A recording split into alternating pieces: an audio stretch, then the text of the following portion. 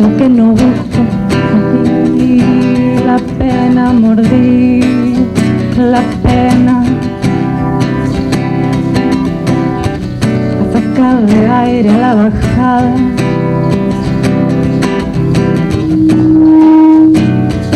Hay que armarse un esqueleto, serpiente firme del viento, ideas y deseos para comerse los dedos y atolondrarse. Ay, ay, ay, ay, ay, ay, ay, ay, ay, ay, ay, ay, ay, ay, hay que armarse un esqueleto, serpiente firme del viento. Hay que armarse un esqueleto. Si el cristal empaña un recorrido de montaña, que no vuelva al recuerdo a sacarle aire a la bajada.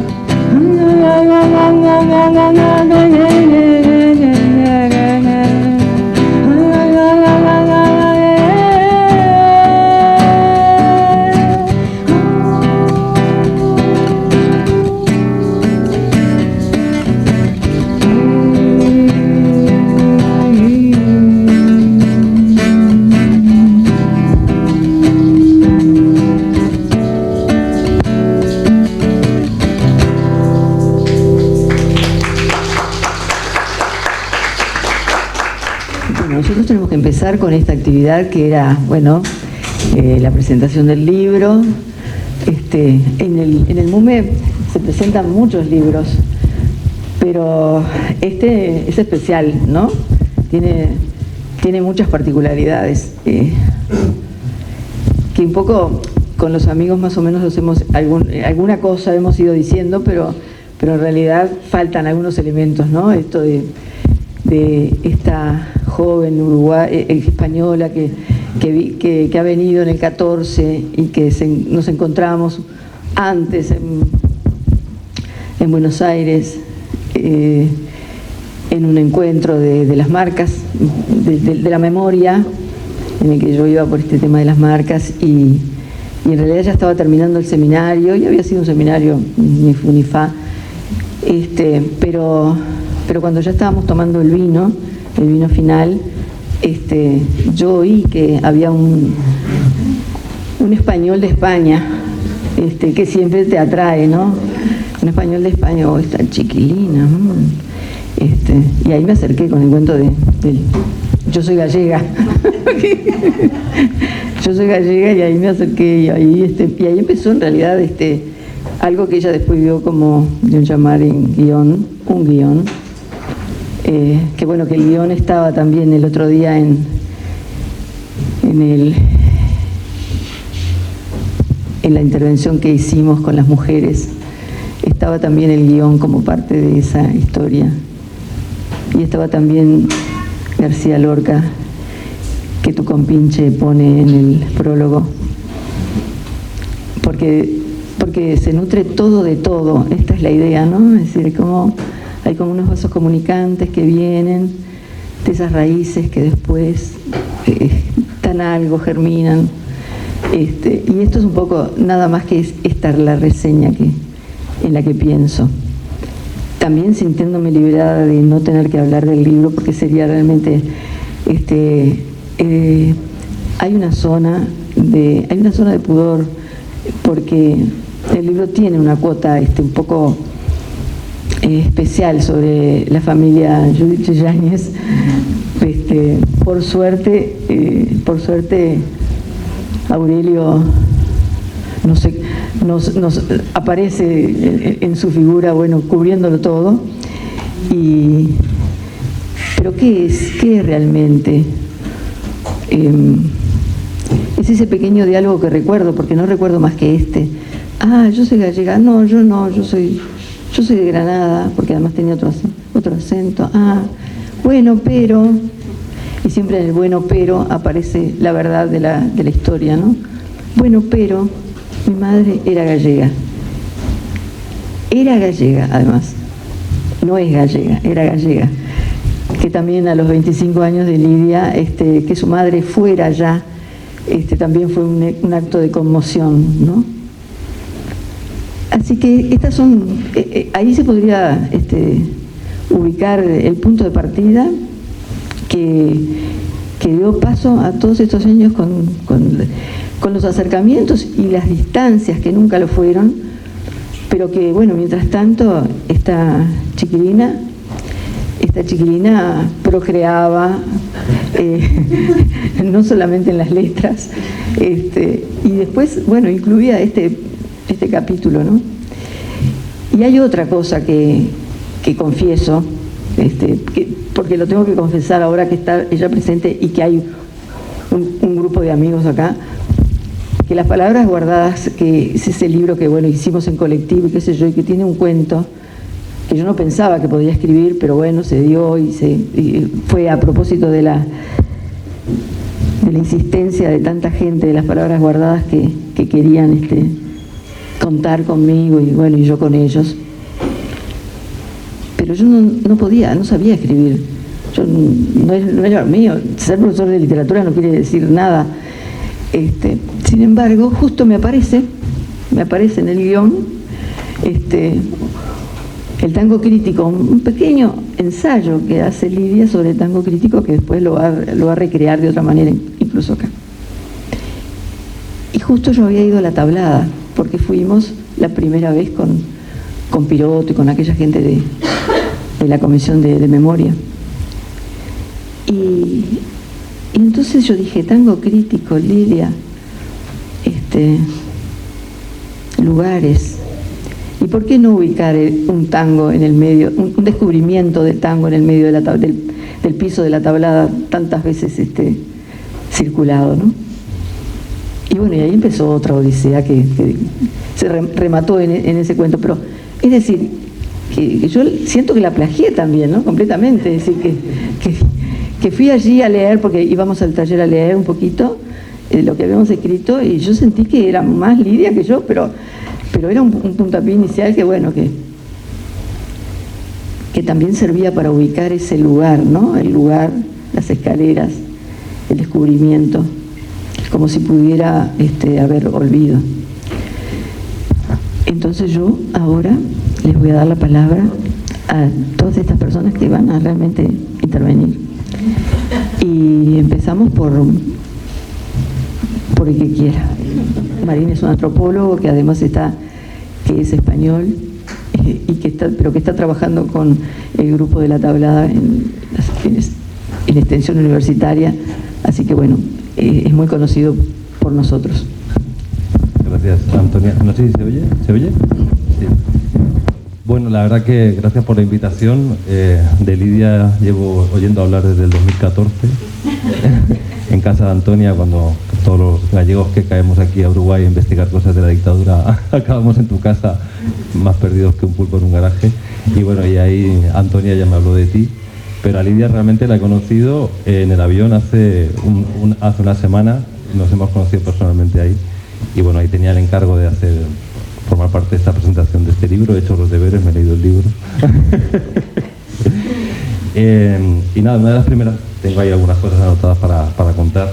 Una de las primeras cosas que me ha llamado la atención del libro es, bueno, me lo he disfrutado mucho, la verdad es un libro que es denso, es largo, pero que se lee bastante bien, está muy bien escrito. Y me ha llamado la atención porque no sabía muy bien que me iba a enfrentar a leer este libro. Yo pensaba que ibas a hablar sobre todo de Uruguay, y una de las primeras cosas que he visto es que rompes a nivel espacial la escala del Estado-Nación, ¿no? Que me parece bastante interesante. Y de hecho lo que vemos en el libro es que pasan un montón de países. Pasa Holanda, pasa España, pasa Argentina, Uruguay, se ven las rutas también subsaharianas, ¿no? de los inmigrantes que intentan cruzar a España, se ve el Mediterráneo como una gran fosa común. Entonces se ve una escala internacional en el libro que me parece muy potente, esa ruptura del marco del Estado-Nación.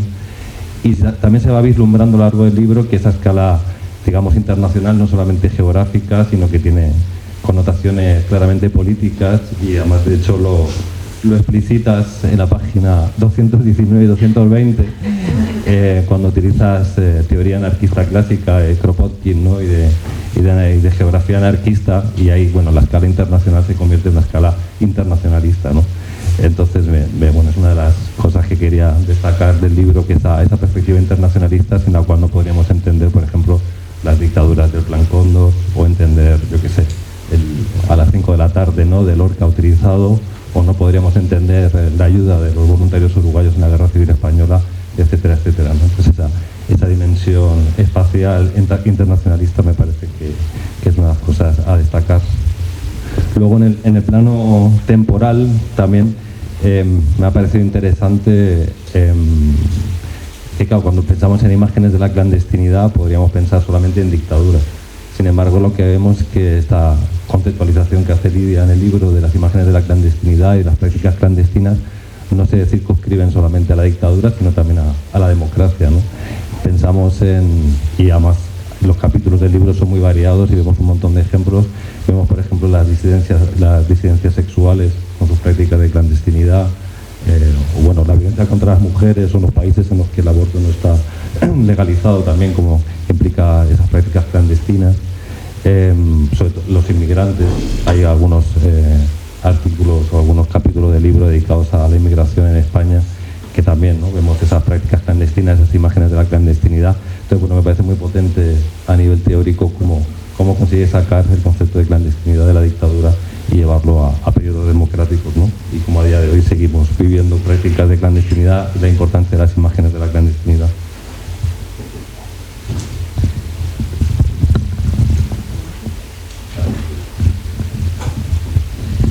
Bueno, en este sentido, y recordando lo que está pasando en Argentina hoy en día, pues prácticas de clandestinidad, imágenes de la clandestinidad, estamos viéndolas hoy en día en Argentina y en Chile, ¿no? Por ejemplo, con los colectivos indígenas, que siguen todavía, como ellos dicen, siguen en una eterna dictadura, ¿no?, de 500 años, o con los colectivos afro, ¿no?, que también los mencionas en el libro. Luego, a nivel metodológico, me parece muy valiente la escritura del libro, porque digamos que no te escondes detrás del típico libro académico, ¿no?, sino que pones las costuras, abres las costuras del libro y tu propuesta metodológica, bueno, por ahí se ven entrevistas, se ven acompañamientos, se ve observación participante, se ve prácticas etnográficas, pero vas explicitando incluso los caminos truncados, las contradicciones, bueno, los caminos de ida y vuelta, las cosas sí que sí te generan aciertos, ¿no? Y eso lo explicitas todo y estás tú en el centro del libro, o sea, no estás escondida como autora. Eso también me ha parecido muy valiente, porque no es habitual, ¿no? Lo habitual en un libro académico muchas veces es esconderse detrás, ¿no?, de la redacción, y tú estás ahí incluso incorporando o corporizando, no sé cómo se podría decir, la memoria, por ejemplo, con el tango crítico, ¿no? Como hablas de tu propia práctica con el tango crítico que mencionabas tú, Antonia, ¿no?, en el Ex-Olimpo en el Centro Clandestino Olimpo de Buenos Aires, ¿no? Me parece también muy potente eso, y bueno, que un ejemplo, ¿no?, que me da mucha envidia la forma en la que escribes. Me gustaría poder escribir así. Y luego el libro también es como todo un arsenal de herramientas teóricas y metodológicas para pensar el tema de la clandestinidad. Bueno, me parece, hay algunos capítulos que son auténticos manuales sobre los estudios de memoria, además tiras de filosofía de la historia, de filosofía, de psicología, o sea, tiene una profundidad teórica el libro también que también dices, bueno, ¿cómo ha leído todo esto? ¿Cómo ha leído todo esto? Y sobre todo, también cuando hablaba de lo metodológico, también pensaba en la cantidad de horas que has estado visionando películas y viendo fotografías, más todos los viajes que has hecho por todos estos países que he mencionado antes, que es impresionante el trabajo que has hecho, ¿no? Ahí a nivel teórico me parece súper interesante cómo vinculas estas imágenes de la clandestinidad, por ejemplo, con los discursos ocultos de las comunidades subalternas, ¿no?, de James Scott, por ejemplo, y hablas de una estética de la invisibilidad, ¿no?, con el paréntesis en la in, y cómo estas prácticas clandestinas están pensadas para ser ocultas, pero para hacerse visibles en ciertos momentos, ¿no? Por ejemplo, esos saltos que se dan en la transición española cuando se hacen estas, que se tiran panfletos, ¿no?, en la calle y se recluyen de forma rápida para que la policía no les pueda cazar, ¿no? Luego también tiras de la teoría psicológica de Freud, ¿no?, y dices que igual que lo siniestro es límite y condición de lo bello, lo clandestino es límite y condición del orden político hegemónico contra el que lucha.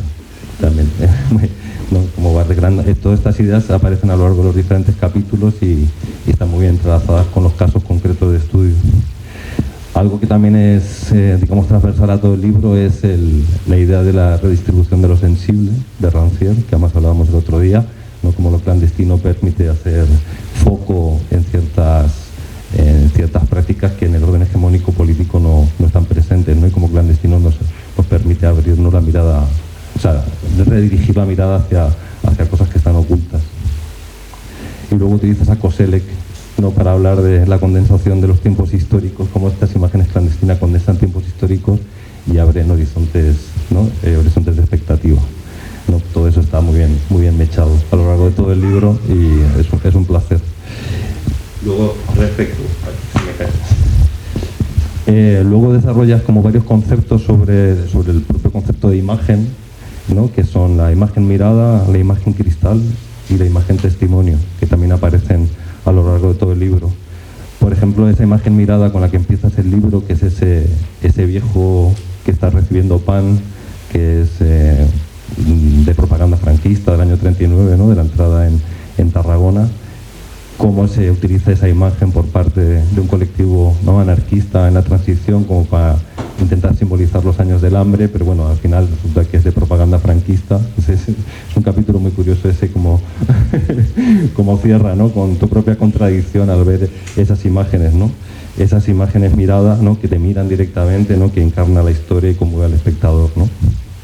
Por otro lado, utilizas el concepto de imagen cristal, también potente, utilizando a Deleuze, que ahí lo utilizas, por ejemplo, con el tema del tango crítico, con tu propia práctica del tango crítico en el Olimpo, ¿no?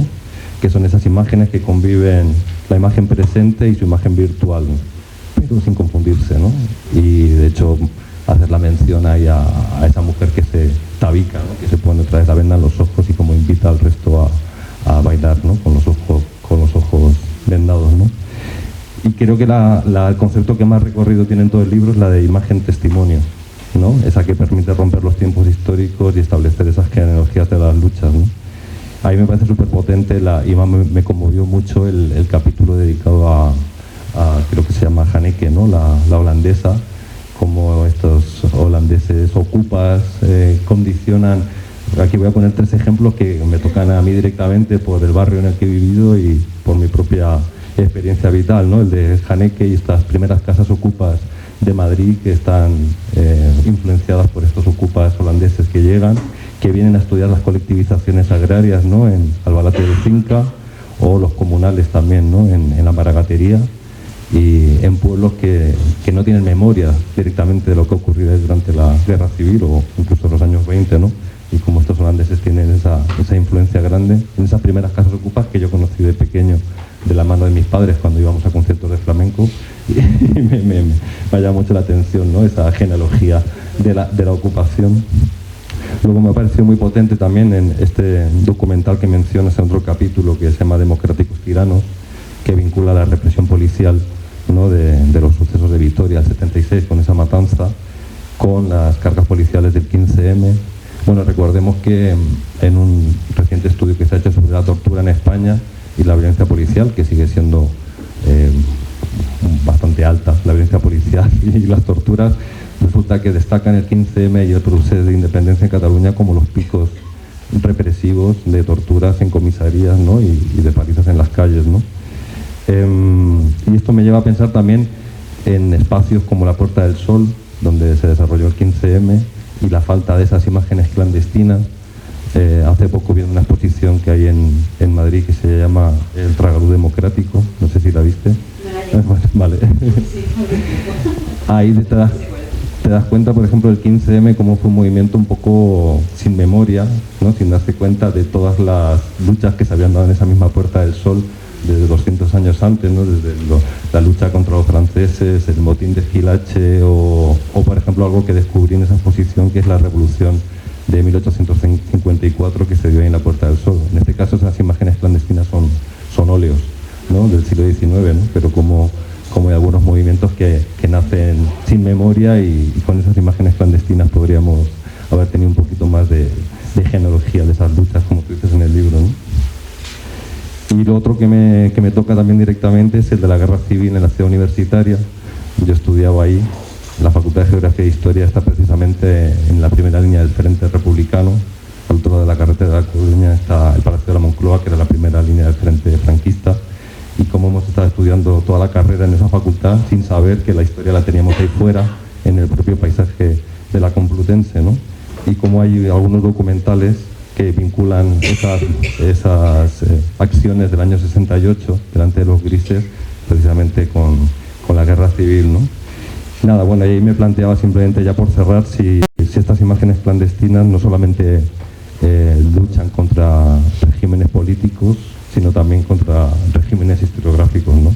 Porque nosotros cuando empezamos a excavar esas trincheras en la ciudad universitaria, desconocíamos por completo dónde estaba nuestra facultad situada, ¿no? Y como ese lugar donde estábamos estudiando resulta que había sido un símbolo internacional de la lucha contra el fascismo, porque ahí se había parado por primera vez los pies al fascismo, ¿no? en la defensa de Madrid. Bueno, nada, sin más, un libro que muy recomendable y muy bien escrito, con mucha profundidad teórica y que nada, gracias.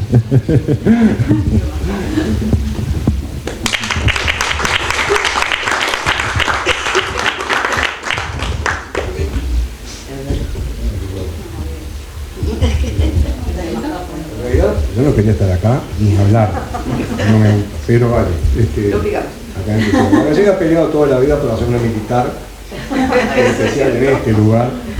Le he unido y creo que el cartelito que me tocaría tener acá con respecto a este evento sería logística, más que nada, ¿no?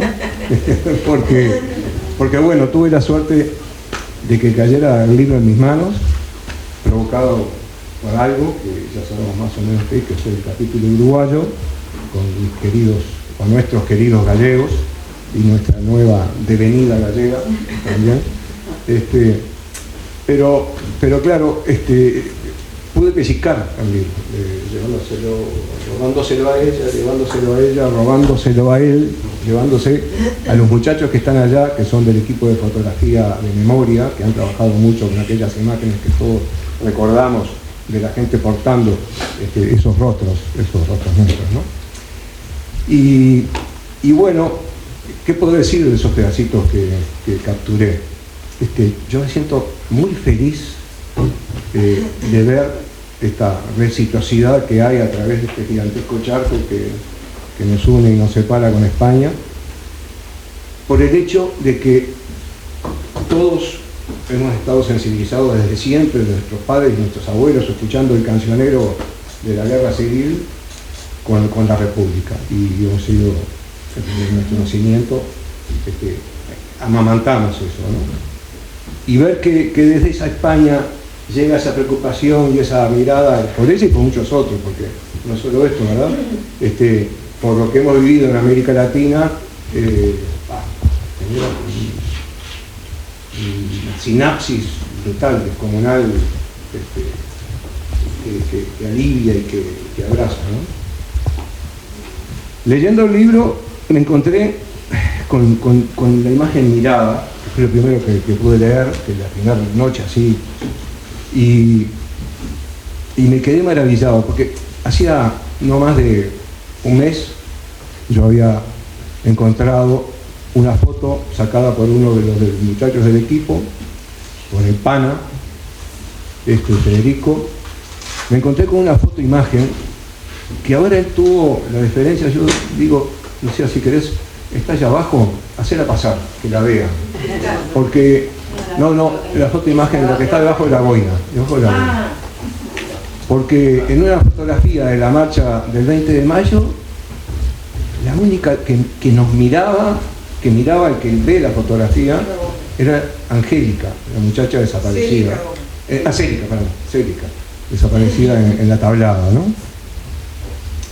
Cuando yo vi eso, yo nunca escribo nada, soy un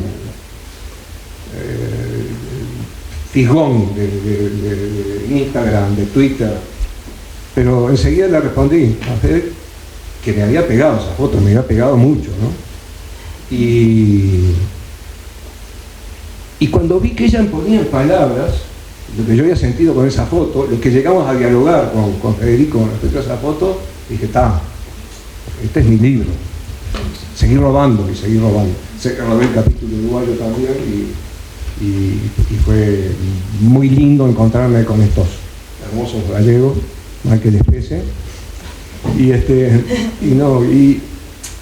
dije, bueno, por aquí anda la cosa, quise leer más, leí, me enteré, no sabía de lo de Victoria, no sabía. Me encontré con que otros lo sabían, lo hablé con Federico lo conocía, ¿no? Y bueno, estoy deseando sumergirme cuando salga de acá en uno de estos días, ¿no? Pero además, claro, ella vino en medio de estas semanas que han sido terriblemente reveladoras, donde no nos ha dado el tiempo para asistir a todas las charlas y eventos, donde hemos aprendido un montón, porque la memoria se sigue construyendo aún para aquellos que pensamos que ya la conocemos, y no, vamos aprendiendo y aprendiendo, ¿no? Claro. Y ahí me encontré con un asunto que no era menor, con el grupo y con Fede en particular también hicimos algo al respecto, y es que en el año 84, aún en dictadura, estábamos haciendo una publicación de carácter legal, abriendo espacios con esa publicación, con gente joven, totalmente amateur, no sabíamos lo que era edición, ahora estoy haciendo un curso de crónica, estoy aprendiendo lo que es la edición, y resulta que éramos del equipo que dirigía esa revista, ¿no? Y nos llegan a las manos unas fotos clandestinas sacadas desde dentro de una caja de cigarrillos y en la visita del penal de Punta de Rieles. Con gran culpa, buena parte de esas fotos se perdieron. Y culpa porque yo las deposité en confianza en quien pensaba que iba a ser la persona adecuada para que esas fotos no sobrevivieran de alguna manera. Se destruyeron, supongo que se destruyeron. Con todo conservé algunas que las redescubrí hace poco, se las pasé al pana. Nelson Weinstein, fotógrafo de la revista Ganzúa, se encargó de hacer una edición de las fotos, recuperarlas, trabajarlas a nivel... Y algunas de ellas las pudo recuperar y son hermosas. Y después teníamos los ejemplares de la revista donde están, en un grano muy grueso, con el moaré, creo que se llama, están las fotos que ya no se van a encontrar de nuevo, porque no existen los negativos. David González Saavedra era un contador, padre de una empresa política que todos cuentan que era una mujer, es una mujer, pero fue en la cárcel una mujer muy dulce, muy buena y muy firme con conductas que a veces podían ponerse en discusión, porque cuál es la táctica que tú utilizabas cuando tenés al enemigo enfrente, bueno, pero que es una persona deliciosa. El viejo era un viejo enojado con la dictadura, muy enojado, y él se fue, él quería hacer algo, no sabía qué podía hacer. Un hombre además atildado, un contador de fuste, ¿no? Con renombre, y entonces hizo esas capturas, y las hizo corriendo un riesgo enorme, corriendo el riesgo su hija, por tener un padre que venía a hacer eso a la visita, y corriendo el riesgo a él de terminar con una tipificación de atentado a la Constitución, y todas esas historias, y haciéndonos compañía allá en el penal de Libertad, ¿no? Y bueno, nada, sepan que estas fotos están acá ahora, sepan que las fotos van a estar disponibles, y yo creo que vale invitar a algunos de los muchachos que tengan voluntad de meter algún bocadillo también en esta charla, porque como que se están contando todas estas historias, ¿no? Lo mío va a ser muy breve. Después de escuchar aquí a estos dos amigos, yo quiero saludar a Lidia, joven, inquieta. Estuve en Madrid, estuve en Madrid con ella, y la verdad es que siempre la recordé como... Tú creo que sabes que eres de familia andaluza, ¿no? No, crecí allí, pero mi familia es gallega. Confesate. Pero algo se pega. Sí. Está bien. Ustedes, algunos, por lo menos los uruguayos, conocen un poco la historia que aquí lo pone en esta página, los negativos escondidos, que claro, es toda una historia, el libro es toda una historia. Es más, cuando yo lo recibí en casa, Y dije, ¿esto qué es? Y de pronto miro la foto de estos volantes que fueron lanzados en un mes de marzo del año 74 en el Teatro Solís. Entonces, era complicado, digamos, era complicado entrar a un teatro donde iba a haber algo de este tipo. Digo, pero esa cosa de la disciplina y no pasar por un maula o un cobarde, entonces uno se animaba y se iba a hacer cosas que eran complicadas, La ventaja que yo llevaba en todo esto es que por ser fotógrafo de prensa, yo durante años iba al Teatro Solís, nunca fui actor, iba a sacar fotos de los ensayos o del espectáculo, pero cuando iba para los ensayos, yo recorría el teatro, no solamente por la parte de atrás, sino también por los costados. Y un día entré en el Solís, faltaba todavía para los ensayos, empecé a recorrer por la parte izquierda al entrar en el Solís y vi como un pasillo y me llamó la atención. ¿Y esto qué es? ¿Dónde llega este pasillo? Y me metí. Yo era bastante atrevido, pero me metí por ese pasillito y caminando en aquella oscuridad llego a una puerta gris que no tenía cerradura, pero tenía un cerrojo. Y me llamó la atención de que una puerta de un teatro no tuviera una cerradura, digo yo. Pero luego pensé que era lógico, porque si hay una evacuación improvisada, cualquiera puede abrir el cerrojo. Entonces yo agarré, cuando llegué a la puerta aquella y miré para todas partes, no había nadie, abrí la puerta y me encontré en la calle Juncal. Me quedé sorprendido realmente, cerré la puerta rápidamente, pero ¿qué pasó? Ese mes de marzo del 74, cuando vinieron a avisarme, mira Aurelio, te vamos a pedir, para uno hacía cosas, te vamos a pedir que vayas al Solís. Digo, ¿qué quiere? ¿Que le saque una foto a la fachada? Dice, no, a la fachada nada. Dice, va a haber una acción ahí dentro del Solís. Claro, pues me quedé como inquieto. Y digo, ¿y qué quiere que haga? Dice, mira, tengo casi la orden de decirte que saques una entrada para un palco cercano a la puerta de salida. Me preocupó mucho más todavía. Bueno, saqué la entrada y me fui al palco, de la parte baja, el primer palco, ¿no? Y había un matrimonio de cierta edad que estaban ahí. Yo llevaba, en aquel tiempo yo vivía con la máquina siempre escondida debajo del sobre todo. Entonces pero no era extraño que alguien, cuando estaba la función, sacara fotos. Y por lo tanto este matrimonio no le dio importancia que había ahí una persona con una máquina de fotos para sacar algunas cosas del espectáculo. Y yo estaba diciendo, ¿qué pasará? ¿Qué pasará? Y de pronto siento como si hubiesen entrado palomas, siento un aleteo y no eran palomas, eran volantes que caían. Claro, en aquel tiempo, ahora ustedes no hacen eso. Ahora con los celulares sacan fotos de cualquier manera. Verdaderamente es un prodigio lo que es la tecnología. En aquel tiempo había que medir la distancia, la abertura del lente, la velocidad, una serie de cosas. Y cuando estaban en un interior la velocidad era muy baja, por lo tanto la foto podía ser movida y más. Con el susto que uno tenía, más movida todavía.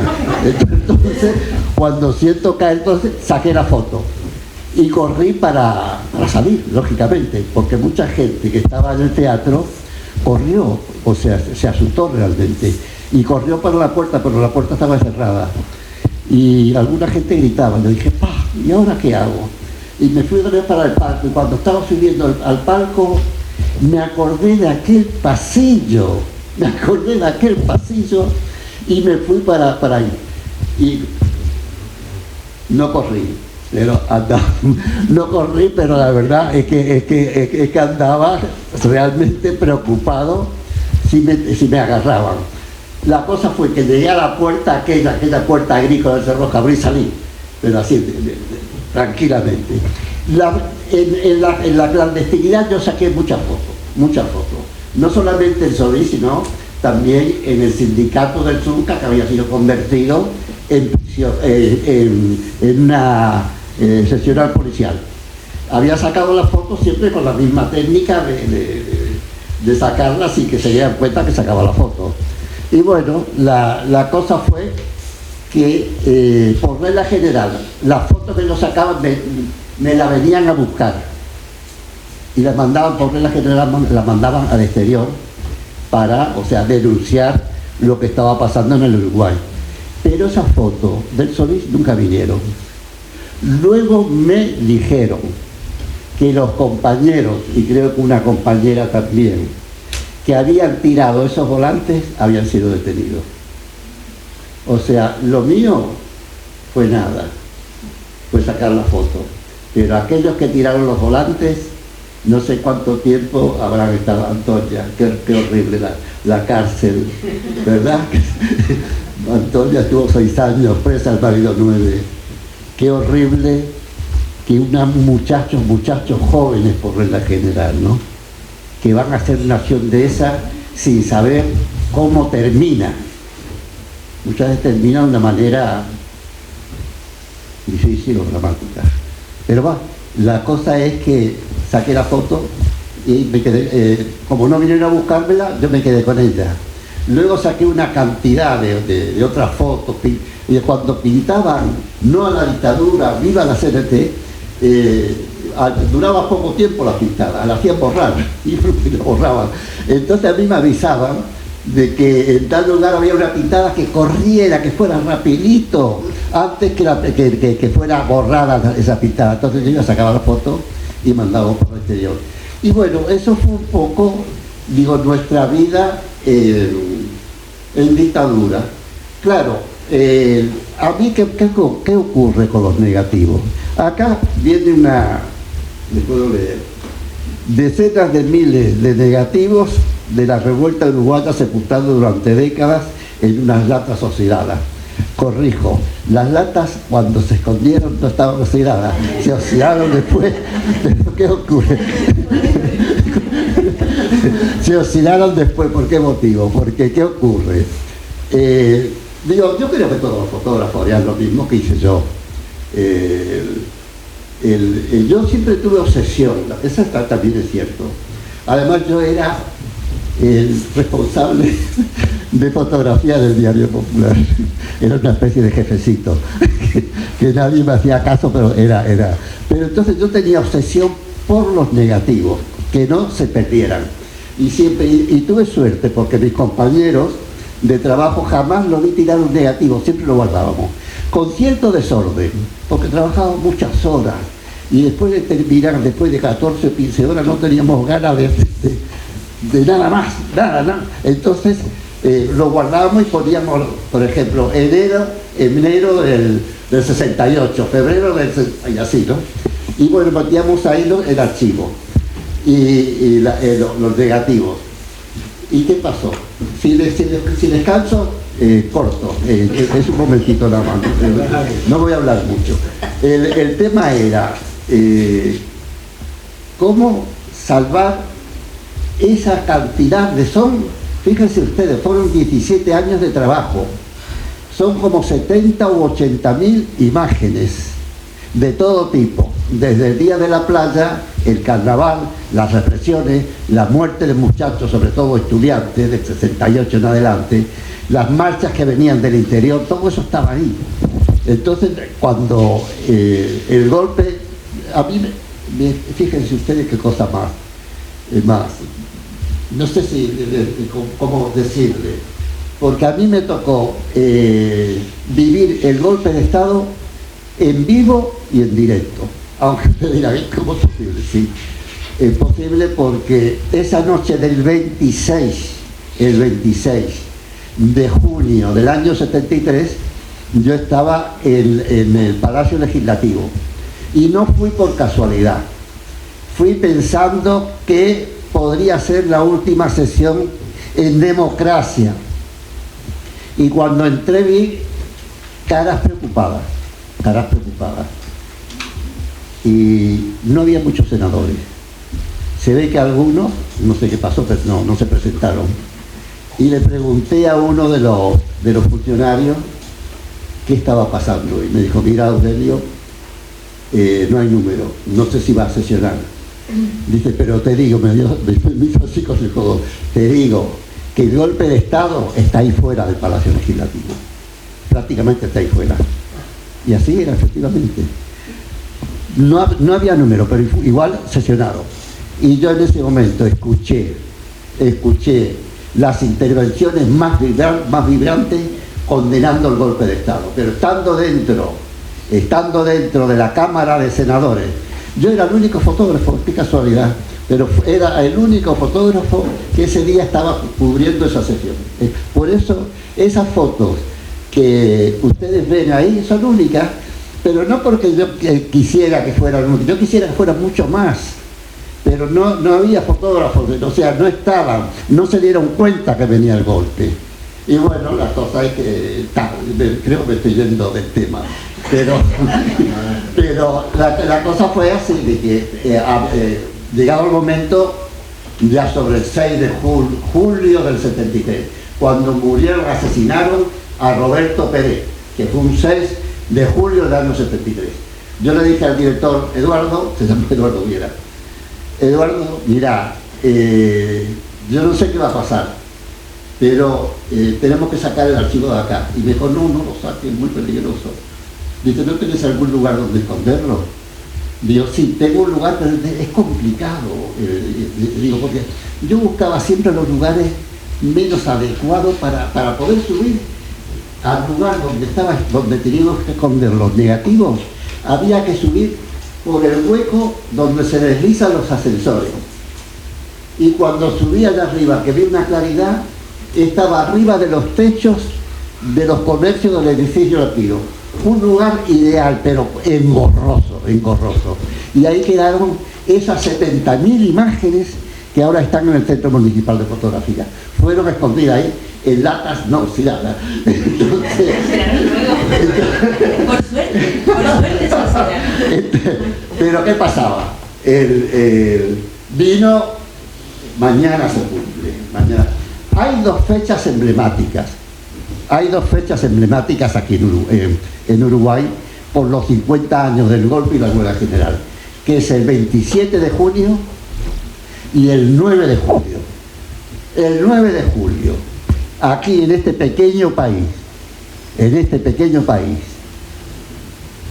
cuando un hombre realmente, yo no digo que sea un héroe, pero que se la jugó, Rubén Castillo, desde Radio Sarandí empezó a pasar un poema de Lorca, a las 5 en punto,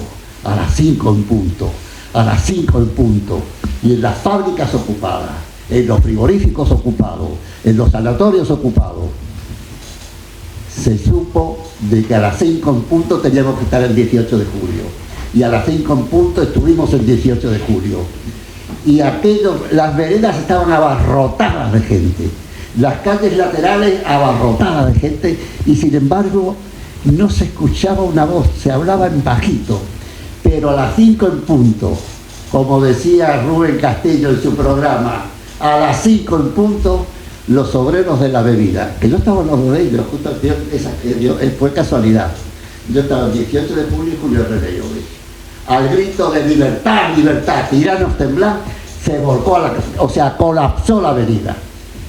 Ustedes no se imaginan, muchos quizás hayan estado, los más jóvenes no habrán estado, pero aquello fue un tsunami humano. Había un trolebús que estaba funcionando, manejado por un soldado del ejército. Quedó apretado, pero además hubo alguien que ya venía preparado, evidentemente, si no, no lo podría hacer, que venía con un tarro de pintura negra y una brocha, y en el trolebús pintó no a la dictadura militar fascista, Eso lo pintó ese hombre ese día ahí, el 18 de julio. La represión fue brutal. O sea, gases, nosotros llamábamos los camiones que tiran agua, en aquel tiempo, no sé ahora, pero decíamos guanacos. Los guanacos tirando agua, la policía, la republicana a sablazos, la compañía de gas tirando gases. Y bueno, la cosa es que este pueblo resistió. ¿Le sigo contando? No, porque ya voy a cortar. Porque este libro, cuando yo lo agarré, digo, qué maravilla, tan lejos, y sabe la historia mejor que yo. Porque cuando la cuenta, porque claro, hay un estilo, vamos a entendernos. Es una doctora y profesora y no sé cuántas cosas más. Entonces sabe escribir. Y yo leyendo mi proeza me encontré que esta muchacha, lo relata de una manera genial, realmente genial. Bueno, la cosa, ya termino, no sigo, termino. Yo tenía, o sea, en los negativos, en las latas, fueron escondidos un 6 de julio, cuando mataron, ya lo dije antes, a Ramón Pérez. Pero el 9 de julio, después de disuelta la manifestación, invadieron el diario. Y yo tenía conmigo, todo el archivo, como era el responsable de fotografía, yo tenía los 11 o 12 días de todas las fotos que habíamos sacado durante la huelga general. Ocupaciones de todo tipo, manifestaciones en los barrios, lo que ocurrió ese 9 de julio. Y el ejército aparecieron, parece mentira, pero aparecieron un montón de soldados donde no tenían rostro. Iban con una careta antigas, que era un vidrio rectangular, y una trompa para que el gas no les perjudicara a ellos. Y trajeron un tanque de guerra contra civiles, un tanque de guerra. Ataron la puerta del diario, era una puerta que está justo en la esquina de 18 de julio y Wilson Ferrer de Madrid. Pasaron una cadena, hicieron marchar el tanque y reventaron la tanquería y entraron. Y yo con aquellos negativos sin saber qué hacer. Yo tenía un escondite, pero de tiempo, ya era un escondite viejo que nunca había escondido nada ahí, que era en el piso 13 del edificio Lapido. Si ustedes van todavía al edificio Lapido, van al edificio Lapido. Al piso 13 van a ver que hay una grúa, ¿verdad? Que es algo increíble, un edificio que tiene casi 100 años, o los tiene ya. Y todavía existe la grúa de cuando hicieron ese edificio. Existe la grúa.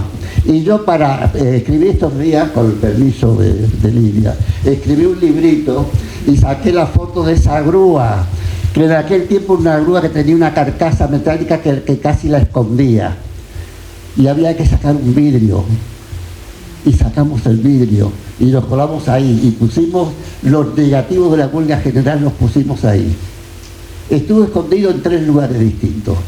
Primero allí. Luego cuando nos entregaron el diario al rato, para que sacáramos un diario para mantener la fuente de trabajo, pero no el mismo diario. Y además, cuídense, porque en una coma le cerramos el diario otra vez. Volentini nos lo dijo eso. Y efectivamente hubo una coma mal puesta y nos cerraron aquel diario que nos dieron permiso, que era un diario que no decía nada, vamos a entendernos. Y bueno, fue cerrado. Y yo había escondido allí los negativos. Estoy dejando mucho por el camino. Y los recuperé. Ustedes no se pueden imaginar. Cuando yo tuve otra vez aquella rata grande con los archivos de la huelga general, fue una emoción que casi no lo puedo explicar. Luego había que encontrar algún lugar donde esconderla, y yo no podía esconder en mi casa, y la escondí en un taller mecánico, pero que el dueño era un cuñado mío, un tal Néstor, que tenía en la calle Casta un taller mecánico. Y entre herramientas y demás, ahí quedaron los negativos de la huelga general. Luego, cuando él se mudó, a los meses, casi al año, se mudaba, me dijo, mira, hombre, me voy a mudar. Dice eso, él estaba muy asustado, porque sabía lo que había ahí en ese lugar. Dice, llévate la caja esa que no la quiero ni ver, me dijo él. Y me lo llevé a casa. En mi casa encontré un berretín y la escondí. Y qué cosa, ¿no? Lo que uno parece mentira, ¿no? Lo que es el ser humano. Porque yo no les quiero contar algo para dramatizar ni nada por el estilo. Pero a mí me detienen en el 75, en la fecha de cuando asesinaron a Liberarse. Un 14 de agosto del 75. Y cuando me detienen, estaba mi hijo viviendo conmigo, tenía 17 años. Yo lo único que pedía es que no encontrara lo negativo, y mi hijo había salido a bailar como todo joven. Y yo lo único que pedía que mi hijo, más cuando me pusieron la capucha, ustedes se imaginan, imagínense una madre o un padre o un hijo que llega y encuentra al padre o a la madre con una capucha puesta, se le congela la sangre. O cuando una madre llega y encuentra a la hija de 18 o 20 años o al hijo con una capucha puesta. Digo, de terror, la dictadura nuestra fue de terror. Digo, fue de terror. Y bueno, allá me llevaron y me tuvieron muy poco tiempo en la calle Maldonado de Paraguay. Y no les sigo contando. La cosa es que aquellos negativos se salvaron. Y ahora esta queridísima compañera, con su capacidad, no solamente para escribir, sino para poner las fotos en el lugar adecuado. Digo, hizo este libro, digo que para mí lo guardo como una reliquia, porque es una historia nuestra y aparte tiene otras historias, pero las que más me gustan son las nuestras. Así que muchas gracias, disculpen si me decís.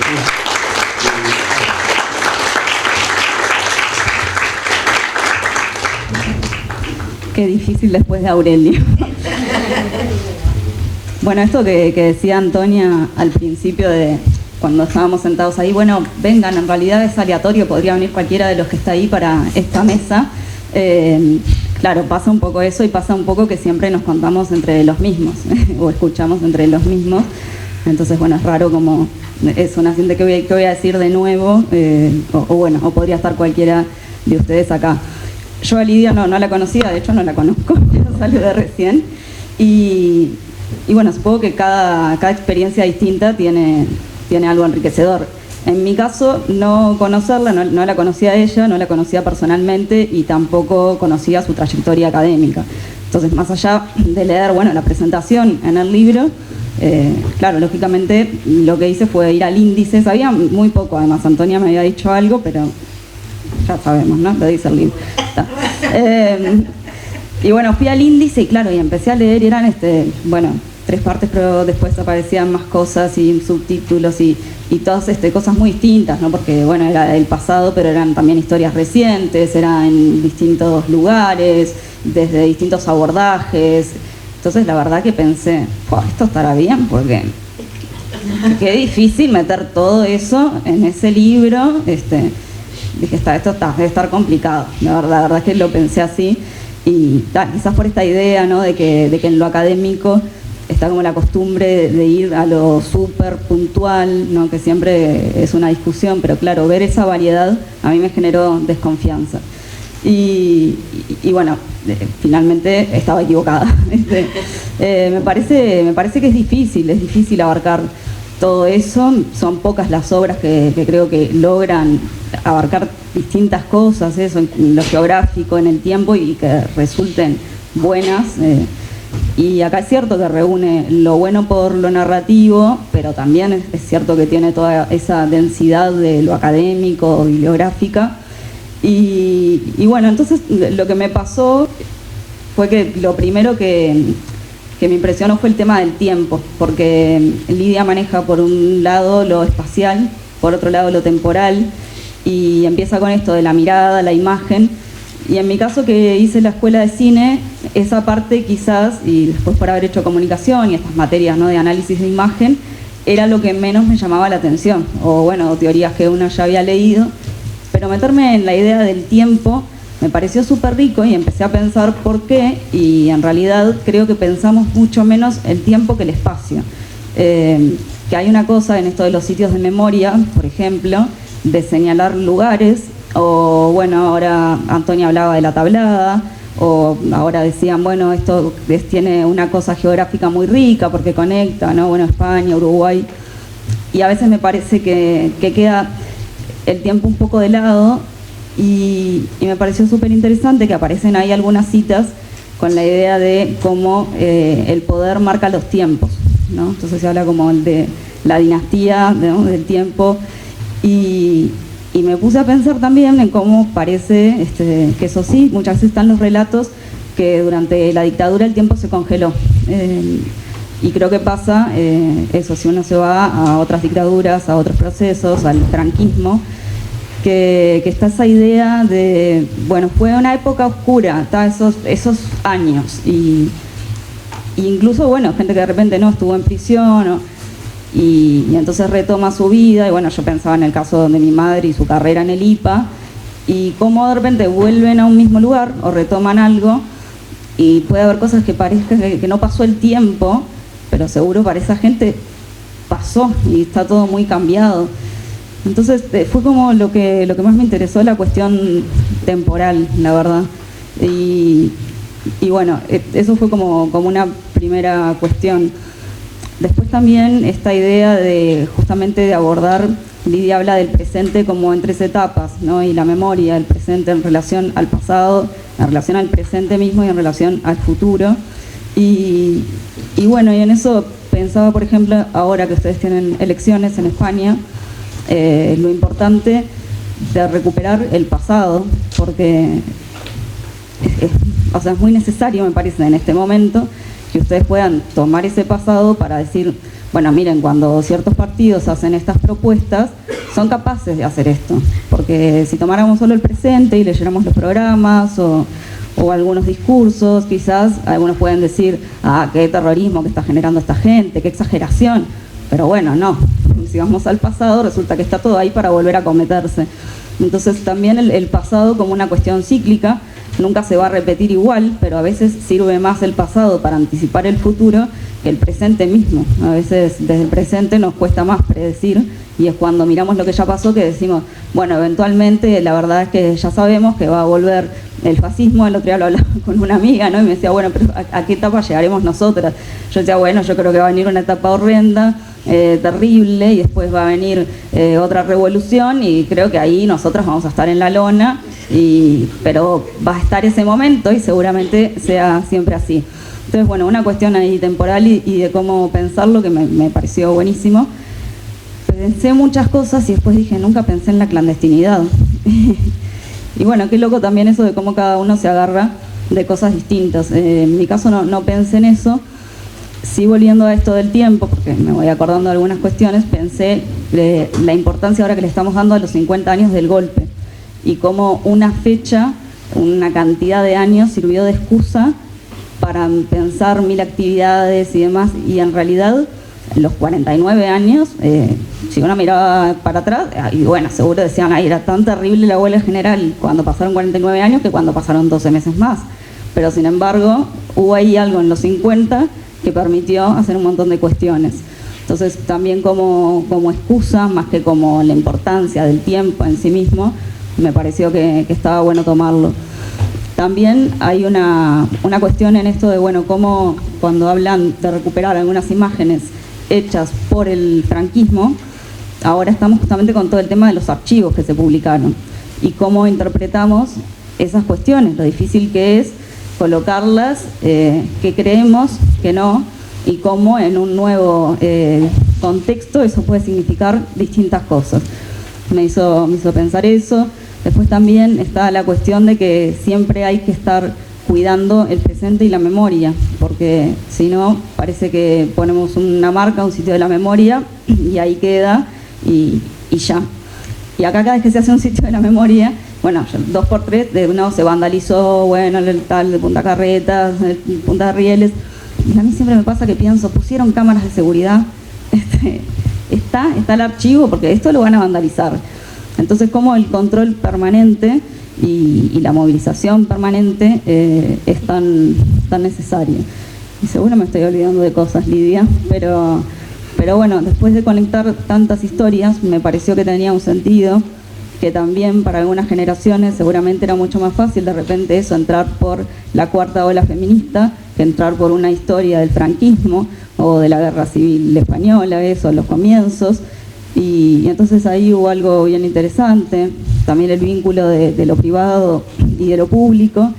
Y también haces muchas preguntas, algunas creo que casi todas las respondes, pero también dejas mucho espacio para que nosotras sigamos pensando posibles respuestas y también para debatir contigo y pensar en respuestas alternativas. Y en un momento trabajas la idea de que no está bueno que solo los hijos y los nietos y demás seamos los primeros en recuperar la memoria, porque si no, bueno, sería más complejo. Y planteas esto de que habría un abordaje más afectivo que político. Y entonces yo dije, bueno, no, me puse como una marca, es así, signo de pregunta para pensarlo. Y claro, creo que no son excluyentes, que yo sé el valor que le das, Lidia, y que tampoco lo pones como algo estrictamente excluyente, pero claro, como de repente desde más allá de eso trabajamos políticamente. Y bueno, en mi caso pensaba, bueno, lo hago desde el periodismo. Después me puse a pensar también, bueno, pero en realidad cuando lo agarro desde el periodismo, capaz que agarro la parte más afectiva, porque bueno, eso de repente también termina pasando y bueno, no sé, me hiciste pensar muchas cosas, Lidia, pero claro, la importancia de lo individual o de lo público, porque qué importancia tiene. Yo pensaba, bueno, cuando una va a terapia, ese espacio individual, bueno, capaz que es bien interesante a nivel de la memoria y no se visualiza, pero qué importancia tiene.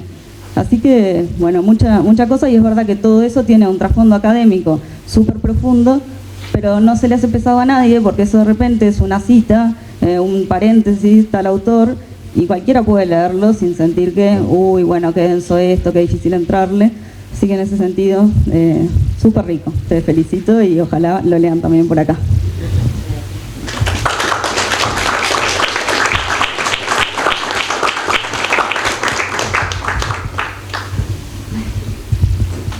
Madre, muchas gracias a todas y a todos. Yo voy a leer, porque si no, a lo mejor me juega una mala pasada la emoción o bueno, no sé. Bueno, es que tengo que dar muchísimas gracias a mucha gente y lo siento, pero tengo que empezar así y empezar un rato. Primero, gracias a todas y a todos por estar aquí hoy. Quería agradecer al MUME por recibir, ¿no? Y por recibirme en este museo presentando este libro, que para mí la verdad es que estar aquí haciendo esto es un sueño que no me podía imaginar hasta hace muy poquito y que bueno, se está haciendo realidad y es una maravilla. Quería dar las gracias a Sofía por sus palabras, por su lectura, por estar aquí hoy sin conocerme de nada y dejarse liar y bueno, y participar y escucharte, y también escucharte pues eso, como pensando sobre el libro, pero también como llevándotelo a otros lugares, que es lo que precisamente para lo que me gustaría que sirviese también, ¿no? Como una herramienta, ¿no? Para pensar otros contextos, otras realidades. Bueno, quería agradecer a Diego Damián por su compañía estos días, no solo aquí hoy, por las historias que me ha confiado. Él también está en el libro, aunque brevemente, pero bueno, sí que en una historia como muy potente y que también me llegó muchísimo. Y luego también lo que comentábamos ayer, gracias por toda esa compartir de imágenes, ¿no? También lo que le decía un poco a Sofía, ¿no? Como creo que hay una sensibilidad con la imagen que comparto con él y que nos inquieta de la imagen y que me parece como muy bonito descubrir y tener así, bueno, pues esa complicidad. Muchas gracias a Carlos Marín, o que digan Marín, también por tu lectura, por tu análisis, por toda esa generosidad a la hora de contar y de resumir y yo no sería capaz de resumirlo así.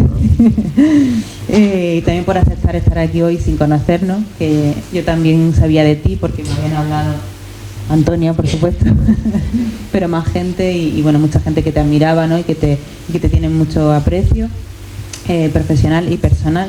Y entonces cuando también supe que iba a presentar el libro aquí hoy, pues pensé que tenías que estar, y entonces te agradezco mucho que me hicieses caso y que aceptase. Y nada, también porque al final eres también un gallego en tierra uruguaya, estudiando los rastros de la memoria de este lado y del otro del Atlántico, y bueno, pues también me parecía que tenía como mucho sentido. ¿Y qué decir de Aurelio? Autor de tantas imágenes clandestinas, ¿no? Que es que, en fin, que estés aquí hoy y que nos acompañe y que estés aquí conmigo es que es realmente un regalo de la vida. O sea, muchísimas gracias, muchísimas gracias. Ahora seguiré hablando de ti. y bueno, y Antonia. Yo no sé cómo me deja liarla así, la verdad. Hemos liado un caos en su casa, llevamos una semana invadiéndola por todas partes, toda la familia, toda la tropa y bueno, una maravilla. Pero capaz que ella también anda siempre liando cosas, ¿no? Yo creo, parece, ¿no? Tramando encuentros, creando vínculos. Anda tejiendo la compleja madeja que hila el presente y el pasado. Qué lujo poder contar contigo hoy aquí en la vida. Haciéndole un juguito a mi hija, que está aquí delante, mientras nos cuenta recuerdos de la clandestinidad. Todo entreverado, como diría ella. No podría ser de otro modo. De hecho, contaros quién es para mí Antonia es empezar a hablar también de este libro, que está enredado de tanta gente querida, que me abrió su casa y su memoria. Pero además, es que ella fue la persona que me habló de las imágenes de Aurelio por primera vez, a las que le dedico, como ya habéis visto, un capítulo en este libro, que no solamente se arma con sus imágenes, sino también es como una especie de historia epidérmica que va creciendo a base de capas, y que se nutre también de las palabras de Pedro Giudice, de su literatura, de los silencios de Antonia, cuando a veces mira hacia el suelo, y también de la gestualidad de Lucía, a quien también le quiero agradecer esa introducción, ese acompañamiento y esa forma de empezar tan emotiva, ¿no? Que creo que tiene tanto, que me enmarca perfectamente lo que a mí me interesa precisamente de los encuentros como este. Pero voy a empezar por el principio. Todo empezó hace ya casi 10 años. Yo estaba comenzando mi doctorado cuando pasé unos meses en Buenos Aires en una estancia de investigación. Voy a contar una historia distinta a la de Antonio. Cada una lo recuerda de una manera. Es buenísimo.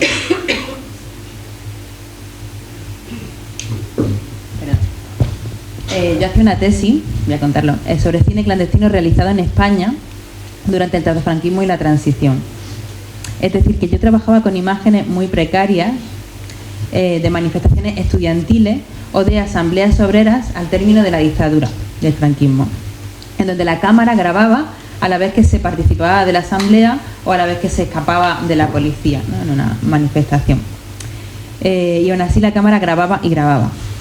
Lo que quiere decir que no eran imágenes tomadas por personas externas al evento, yo qué sé, curioso o algún fotoreportero no implicado, qué sé yo, sino por las mismas personas que participaban en las acciones políticas. Es decir, que era una mirada militante.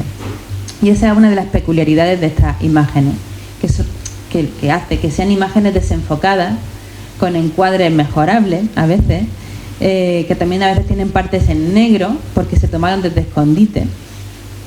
Sin embargo, y aunque tuvieran que tomarse a escondidas, como también resaltaba Marina antes, compartían un deseo, que es el deseo de hacerse ver, de hacer ver, ¿no? Tenían esta paradoja, ¿no? de hacerse desde el escondite pero querer hacerse ver, ¿no? Yo estaba ya pensando todo esto mientras hacía esa estancia en Argentina, y en una de las muchas maravillosas vueltas que di entonces, no solo de tango, acabé en un congreso en la Universidad 3 de Febrero. Ya, esta es mi versión de los hechos. Allí estaban todas mis ídolas de la memoria, pero entre todas ellas, yo lo recuerdo con más cariño, una de las ponentes llamó mi atención. Contaba con una energía peculiar las idas y venidas del movimiento memorialista uruguayo. Era todo fuerza y emoción, pero también calidez, cercanía, ternura. Se llamaba, claro, Antonia Yáñez. En un descanso, yo estoy bien en el baño, Fue en el baño. Y no pude evitar la tentación de acercarme y decirte lo que me había gustado tu presentación. No, igual fueron las dos cosas a la vez. Le dije que pensaba visitar Uruguay y si sería posible vernos un ratito algún día, entrevistarla incluso. Antonia me dijo que por supuesto, pero que además me alojaría en su casa en Montevideo, con ella y con su marido, Pedro Giudice.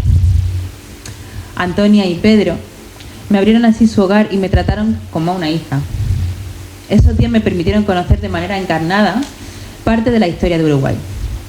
No voy a contar quiénes son Pedro y Antonia porque lo sabéis de sobra, pero sí querría mencionar que conocer sus historias de lucha, clandestinidad y encierro, mientras Antonia me preparaba un pastel de zapallito, o mientras recorría la costanera en bici con Pedro, es una de las cosas más bonitas que me han pasado en la vida.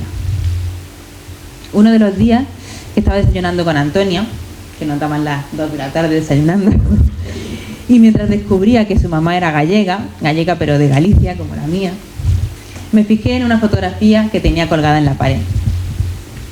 Y creo que todas conocéis esa fotografía. Era la imagen de una manifestación.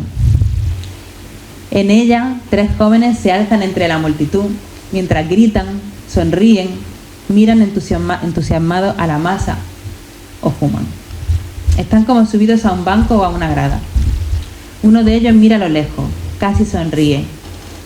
Ese es Pedro, me dice Antonia. Su honda mirada parece estar tratando de explicarse algo, de responder una incógnita. Sin embargo, al mismo tiempo, alguien lo mira a él. Es Aurelio detrás de la cámara tomándole la foto, mientras trata de inmortalizar la manifestación que Pedro también está observando. La fotografía es así un cruce de miradas perplejas que tratan de constatar si con esa multitud tomando las calles tras el golpe sería posible detener a los militares. Era 9 de julio del 73, hace mañana 50 años, y entre las miradas había esperanza. Así fue como Antonia me habló de Aurelio y de sus fotografías, de la vida de esas imágenes. Y yo que trabajo, como habéis visto, principalmente con las imágenes, aluciné. Mientras estaba por aquí traté de contactarlo, pero fue imposible. Aurelio es escurridizo como buen polizón. Y ya sabéis que anda siempre enredado en aventura entre la gente, como me decía. Como dicen en Galicia, no para quieto. Tuve la suerte, sin embargo, de que pocos meses después viajó a España. Y allí ya, bueno, y eso me avisó Antonia, por supuesto, que es cómplice material de los hechos. Y allí ya en mi terreno dije, ahora no te me escapas. Así fue como, mano a mano, montamos una exposición realmente hermosa en el centro de investigación en el que yo trabajaba, que titulé Imágenes desorientadas. En la inauguración, como os podéis imaginar, todo el mundo se enamoró locamente de Aurelio. Locamente. Sí. Lo sé. Ay, cuando cuento todo esto, porque los afectos que atraviesan las imágenes también las constituyen. Porque esta historia me tocó el cuerpo, pero también influyó directamente en mi trabajo. Y porque, claro, ya sabéis que hacer una tesis es sobre todo obsesionarse con algo. Entonces lo que me pasó a mí es que yo empecé a ver imágenes clandestinas por todas partes. Algunas las iba conociendo en mis estancias de investigación en Holanda, Argentina, aquí en Uruguay, en Brasil, en Nueva York, también en Madrid, y cuando hablaba con amigas, ¿no?, que les contaba que estaba persiguiendo estas imágenes, entonces de repente ellos también empezaban a verlas y me lo iban contando, ¿no? Y es que están por todas partes. Lo que pasa es que a veces no las vemos. Pero la primera vez que realmente me planteé que podían existir unas imágenes que se pudiesen llamar clandestinas como tal, fue cuando conocí la historia de Aurelio. El mejor ejemplo, que lo he usado en clase y en curso un montón de veces, siempre me dicen, ¿pero dónde es eso? Y yo, no es en España, es en Uruguay.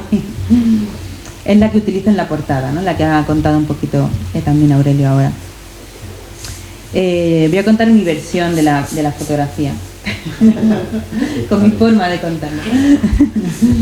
Que está tomada, como ha dicho Aurelio, dentro del Solís, y muestra cientos de octavillas cayendo desde las gradas más altas hasta el patio de butacas.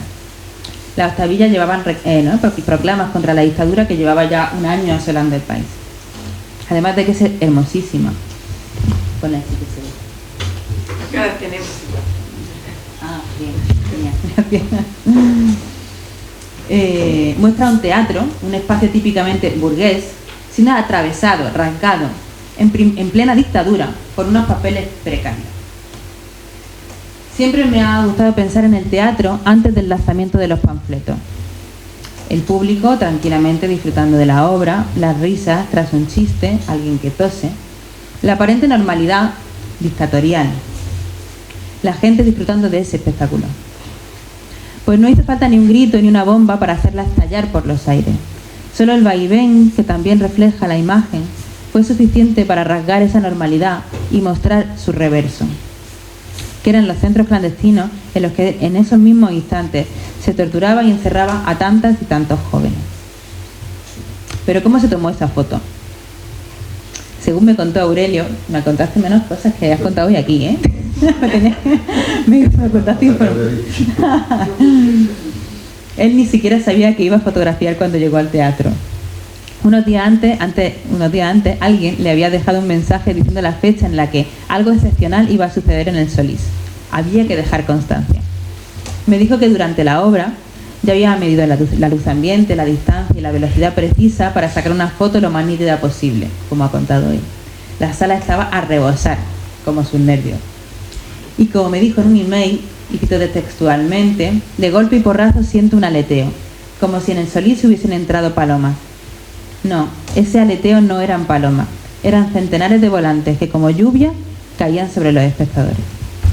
Todo se paralizó por un instante, los actores, la función, el público. Aurelio trató de mantener la calma y la cámara estable. La luz era tenue y debía sacar la foto a baja velocidad y con el diafragma abierto al máximo. Luego Aurelio escapó por esa puerta que ya tenía controlada, que daba a la calle Juncal, que me ha apuntado por aquí, y reveló la imagen junto a otra, que ahora me entero de que esta no salió, pero otras sí, que consiguieron mandar al extranjero fugándose de la dictadura y de la clandestinidad. Del mismo modo que con Aurelio, a lo largo del doctorado fui conociendo más historias de imágenes clandestinas. Muchas muy apasionantes, pocas tanto como las de Aurelio. Pero lamentablemente se salían de mi tema de tesis, que ya he dicho que se centraban en el cine clandestino de la transición española, y ya sabéis lo cuadriculadas que son las tesis. Entonces pues todo esto lo iba dejando un poco así en la recámara sin saber muy bien qué hacer. Y es precisamente el origen de este libro, ¿no? Que es como una especie de compendio de todas esas imágenes y todas estas historias que hablan sobre la clandestinidad de las imágenes y que no pude incluir en ese trabajo. Cada capítulo despliega así una manifestación distinta de esos imaginarios que se encuentran entre lo visible y lo invisible, como apuntaban aquí las compañeras. Por eso a veces trascienden la vista y son sensibles de otro modo. Puede ser a través del tacto, en forma de escalofrío, o del oído, como un silbido que pone a alguien en alerta, es decir, a través de los sentidos. Pero también circulan a través de las emociones, como el miedo, la esperanza, la sorpresa. Y en torno a todas ellas se desarrollan historias, casi cuentos, esas 9 tramas que componen el libro.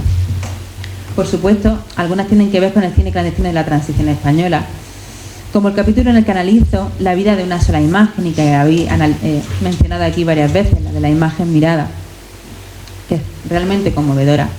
Es la imagen de un anciano que en un reparto de pan al final de la Guerra Española, y entre una masa de gente que casi que lo zarandea, eleva sus manos para alcanzar un trozo. Está además como desorientado, pero que de repente hay un momento que gira el rostro y su mirada se cruza con la de la cámara, a la que mira atentamente. Y es como que de repente nos está mirando a nosotros. Esa imagen me impactó mucho, por muchos motivos que ahora no puedo contar, pero lo más fuerte, que es también lo que ha comentado Marín, es que a lo largo del tiempo me la fui encontrando en más ocasiones. Yo cada vez que la veía me daba un vuelco el corazón, pero sobre todo porque las sensaciones que me provocaba la imagen eran cada vez muy distintas. Y era porque, como han mencionado, cada vez estaban insertas dentro de un documental distinto con ideologías incluso opuestas, como el anarquismo o el fascismo. Ahí comprobé en mis propias carnes cómo debemos desconfiar de las imágenes, o más bien interrogarlas, criticarlas, historizarlas, no darlas por sentado. En otro capítulo recorro la vida de otras imágenes, que también han mencionado aquí, las que fueron registradas clandestinamente tras los sucesos de Vitoria en el País Vasco, cuando el Estado asesinó impunemente a 5 obreros durante una asamblea en marzo del 76, en plena transición. Aunque fuesen registradas por el Colectivo de Cine de Madrid, Colectivo de Cine Militante, estas imágenes son hoy propiedad de la televisión pública española, que las tiene secuestradas, y han sido reutilizadas en democracia, en otros documentos, en otras traducciones, para invertir su sentido original. Luego, al tiempo, fue curioso que en un momento dado conocí a una mujer, Marisa, que de hecho es argentina, que me contó que en el año 76 había visto clandestinamente esta película, Vitoria, en una parroquia en Gijón, Asturias. Me contó con pelos y señales sus recuerdos, que sobre todo se centraban en el frío, la humedad y el miedo terrible de que la detuvieran. Yo también estaba siempre fichando la puerta por la que podía escapar. Entonces dedico otro capítulo a especular sobre el viaje que tuvieron que hacer las imágenes de Vitoria, desde que se registraron en Vitoria y hasta que se montaron, ¿no? Se hizo la película, que se hizo de hecho en Francia, y viajaron de manera todo esto de manera clandestina, ¿no? Y viajaron de alguna manera que no conseguí descubrir hasta Gijón, hechas ya película, a una parroquia en un pueblito, un día lluvioso. Entonces todo lo que les pasó en ese viaje, sumado a todo lo que traía ya Marisa de casa cuando vio la película, conforman también el sentido de este documental. Entonces, como pasa con estos dos capítulos, estos textos a veces dialogan entre sí porque uno surge del otro o porque al final forman parte de distintos encuentros que guardan una cierta lógica. Sin embargo, cada uno tiene vida propia. Son relatos de la clandestinidad, historias peculiares y entrecruzadas, insólitas en ocasiones. Y uno de los objetivos en cada uno era dar forma a cosas que no la tienen, como las comunidades inimaginables o en peligro, las memorias largas de las que a veces hemos perdido el hilo, las violencias lentas. En cierta manera, era una forma de tratar de encuadrar también lo que no se percibe a largo plazo, pero desde una aproximación encarnada, a través de sus protagonistas. Ese es el espíritu, por ejemplo, del capítulo que dedico a Hanneke Willemse, anarquista de todos los tiempos. Este encuentro fue otro regalo de la vida. Yo estaba en Ámsterdam también de estancia y me dijeron que tenía que conocer a una mujer que había trabajado sobre la historia de la Revolución Española. Quedamos para tomar un café, pero acabamos hablando de gentrificación y de los temas y todos otros temas relacionados con los problemas de la juventud para acceder a la vivienda. Entonces de repente me soltó que ella había sido ocupa en Holanda durante los años 80 y que había montado un colectivo de cine militante con el que lo registraban todo en película en 8 milímetros. Yo nuevamente aluciné. Y además, como ha comentado también Marín, viajaban a España en los 80 a pasar estas películas donde los que iban a ser ocupas en la España de los 80 tomaban nota y aprendían, ¿no? de estas prácticas de los holandeses y las holandesas. Bueno, yo decidí hacer una historia de vida de Hanneke y este trabajo, este texto, resultó ser un viaje y creo que así está contado en el libro, como un viaje entre distintos tiempos y espacios. Ámsterdam, Madrid, Barcelona en los 80, Huesca en los años 30, pero también de manera literal de los viajes que hicimos en furgo con Hanneke, por ejemplo al Balate de Cinca, junto a Juanra, mi compañero que anda por ahí, y con mi hija Julia, que está aquí tumbada delante, y a la que se le escucha de fondo en todas las entrevistas pidiendo tetita. Es que no forma parte también de eso. Un día en la plaza de Albalate de Cinca, una mujer joven que resultó ser nieta de una represaliada del franquismo nos paró y le dijo a Hanneke: tú eres Ana, la holandesa, tú pusiste mucha voz a una historia de silencio. A la memoria de Hanneke también está dedicado este libro. Entonces en el libro, además de cine militante y clandestino, hay muchas entrevistas, hay muchas voces. Como digo en la introducción, es como una gran conversación de la que he tratado que se escucharan las voces de manera nítida. Por ejemplo, recreando los propios diálogos, tratando de que la escritura fuera polifónica. Este libro es de todas ellas, es de todas vosotras.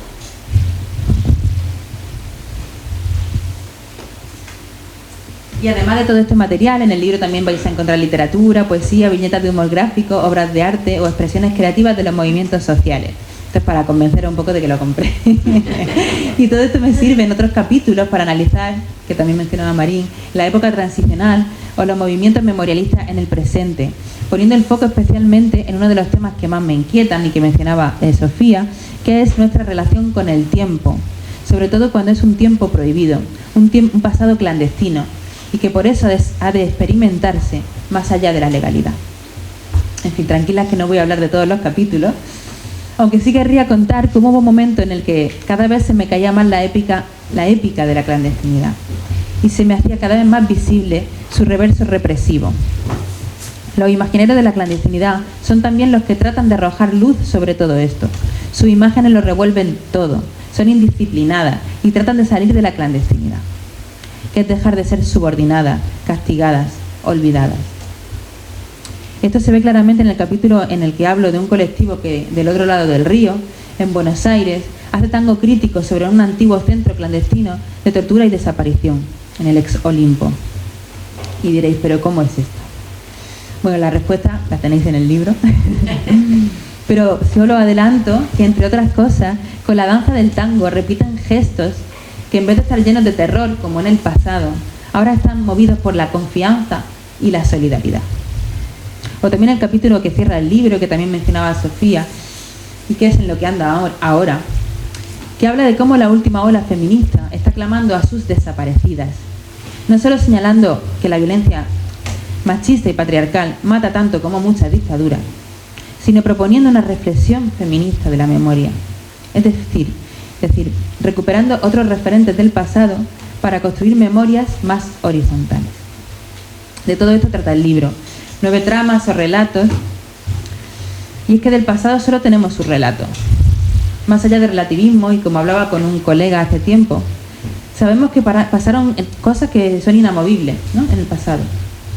Pero sí podemos decidir cómo queremos contarlas, si de una manera despersonalizada o bien desde la piel, desde nuestra piel también, o desde la estirpe y reinado, desde la voz de las amas de casa o desde los jefes de gobierno, entre otras autoridades.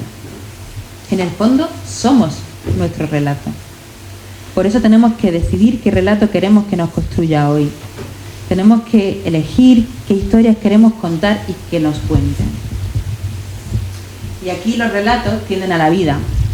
Así que, si me lo permitís, voy a acabar con un poema de Pedro Yudiche, porque sus palabras guían también este libro y lo que está pasando aquí. Cuenta la leyenda que Pedro inventó el poema mientras era torturado. Lo memorizó y otros presos lo escribieron.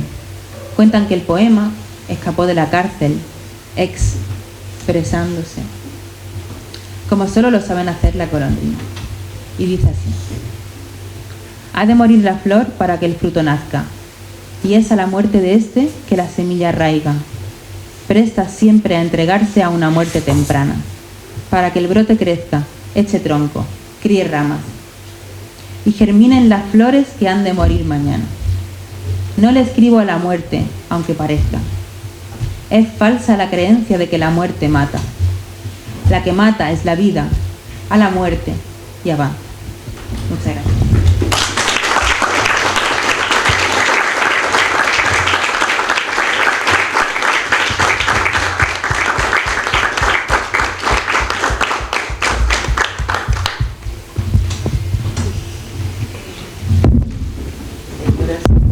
Señoras y señores, levantamos esta mesa llena de emoción, agradecemos a todos, agradecemos mucho porque quedó claro que hemos ido creando una situación que de cierto modo desconocíamos y eso siempre es una cosa agradable, ¿no? Creo que, no sé, yo lo disfruté mucho y les agradecemos a todos que hayan venido.